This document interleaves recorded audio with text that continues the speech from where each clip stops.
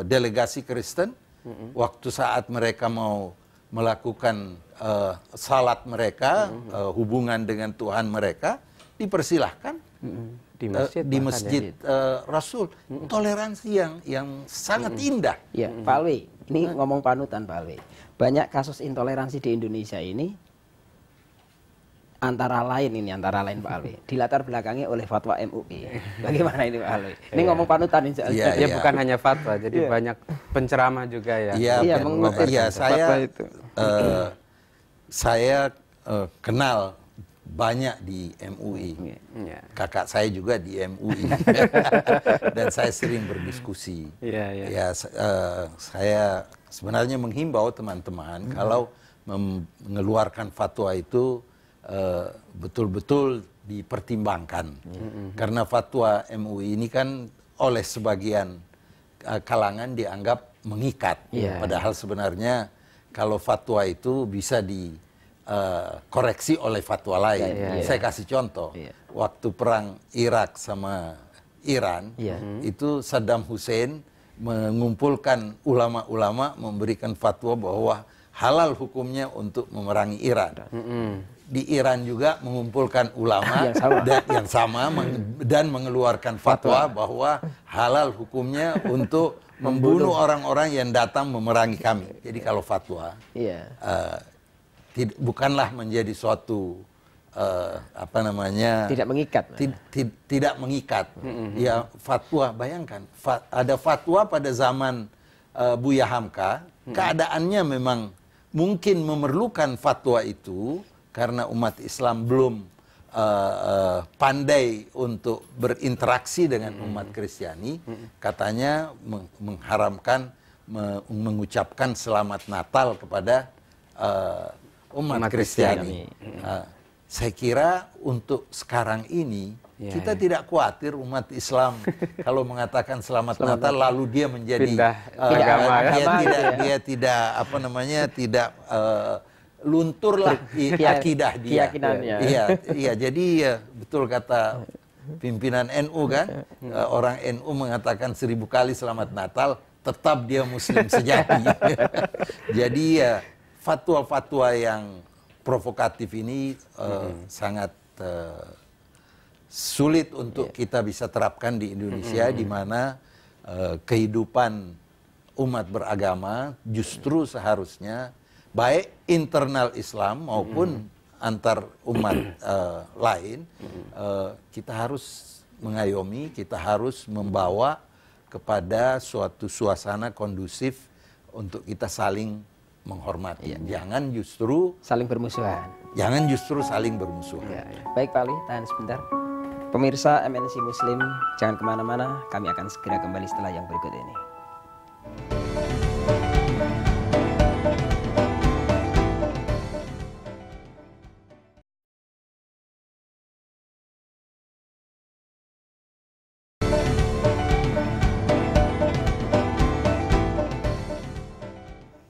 Baik pemirsa MNC Muslim, kita kembali dalam belajar Islam dan masih bersama dengan kita Bapak Profesor Dr. Alwi Syihab, dan kita sudah di penghujung acara.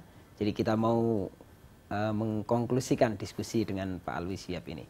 Pak Alwi, apa yang mesti dilakukan oleh negara menghadapi situasi yang semakin hari ini praktek intoleransi semakin marak ini Pak Alwi? Ya, sebenarnya ada dua faktor utama di dalam mengatasi intoleransi dan gejala yang bisa mengarah kepada ketegangan, permusuhan, dan intoleransi antar umat beragama dan di dalam internal Islam. Interagama ya. Saya kira peran negara penting dalam hal ini. Tentu Kementerian Agama harus sanggup untuk mengayomi semua kelompok. Jangan sampai ada kesan seakan-akan memihak kepada satu kelompok dan mendiskreditkan kelompok lain. Itu peran pemerintah sangat penting dalam hal ini. Walaupun hal itu kadang-kadang dianggap sulit, tapi diusahakan sedemikian rupa sehingga jangan timbul kesan ada kelompok yang dimenangkan di dalam suatu perselisihan.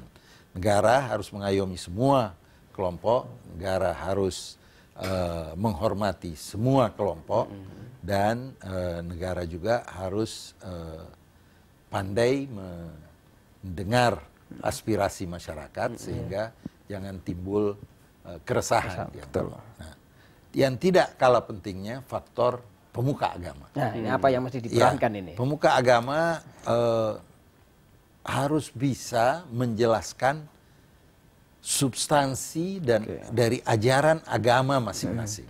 Saya selalu mengatakan bahwa kalau saja tiap Muslim, tiap penganut Kristen, Buddha dan Hindu dan lain-lain agama berpegang teguh kepada ajarannya, maka kita akan hidup tentram. Kalau ada yang sekarang mengatakan bahwa yang paling keras itu adalah kelompok Islam, saya kok akan mengeritik pemuka agama Islam. Kenapa tidak mendidik pemuda-pemuda yang berdarah menjadi santun?